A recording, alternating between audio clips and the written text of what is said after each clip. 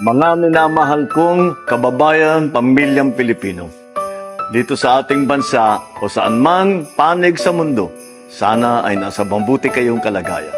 Sa pagtatapos nitong taon, tayo ay magpasalamat para sa mga biyayang ating natanggap. Na sa lahat ng pagsubok na buong tapang nating hinarap, tayo ay naging matagumpay. Sa pagsasalubong natin sa Pasko at ng bagong taon, naway lalo pa tayo mabiyayaan ng magandang kalusugan, mapaligiran ng mabubuting pamilya at kaibigan, at magkaroon ng mas masaganang kabuhayan. Kaya po, mula sa aming pamilya, kami ay bumabati sa inyo ng maligayang Pasko at manigong bagong taon.